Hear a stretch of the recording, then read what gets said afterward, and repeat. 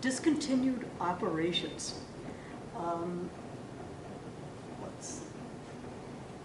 So our discontinued operations, this happens when a company eliminates the operations of a whole piece of its business.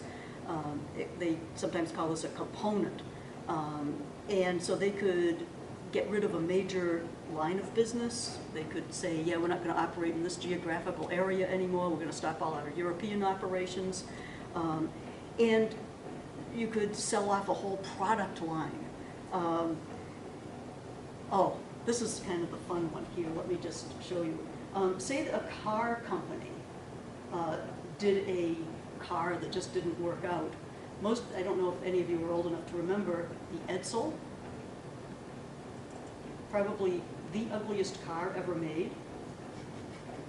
I actually was in school with a guy named Edsel Ford at Babson. He was the third, so I'm not sure the car was named after him, but can you imagine having something like that named after you? This was, and I forget, it looks like it was probably the 50s when it came out, but that would be an example. That did not last long. You don't see them around too much, you know. Anyway, so when it says a company sells off a product line, yeah, they discontinued that Edsel product line pretty quick. All right. They could, you know, because those large companies have a lot of divisions, they have a lot of product lines, customer groups, brands, lines of goods. And so this is one example of dropping a product line. Another would be IBM sold its entire computer business to a Chinese company. They discontinued that. They had no continued involvement with it, and they don't make the computers anymore. They went more into the service and, you know, the intellectual property. One really interesting company that sold off a product line was H&R Block, and they had a mortgage services company that was part of their business. They sold that off in 2007, right before the market crash of 2008, and their company had specialized in the mortgage loans. So that was probably not a bad decision on their part. A company could discontinue its own internal maintenance operation and hire an outside contractor to do it. So these are the sorts of things when we're talking about discontinued operations. So let's go to see how they are reported. So we go back to here. Wait a minute. Back to here. And we'll go back to our multi-step income statement, which you're familiar with. And we come down to our income tax. Okay, so you come down to your income tax, and then you get your income from continuing operations. Now, if you refer back to your income statement, multi-step income statement from before, this used to be net income. You would go income before tax, net income. But when you have discontinued operations, that becomes income from continuing operations, and then we add an entire section down here for our discontinued operations. So with our discontinued operations, we're going to be showing these net of tax.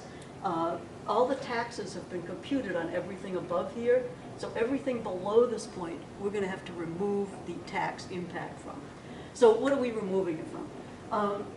If you have something that you have discontinued, maybe you've discontinued a total subsidiary, you have the loss from the operations of that. So that could be, maybe you sold it in July, but it had been operating at a loss up until then. So you have a loss from that of $500. Then you could sell the actual plant and equipment of that subsidiary. You sell the subsidiary off, and maybe you have a gain on that. And you're also going to have to show that net of tax. So say we have a 30% tax rate. It's very, you can compute both gains and losses the same way. You're just removing the tax impact, so you're reducing a gain or decreasing the loss.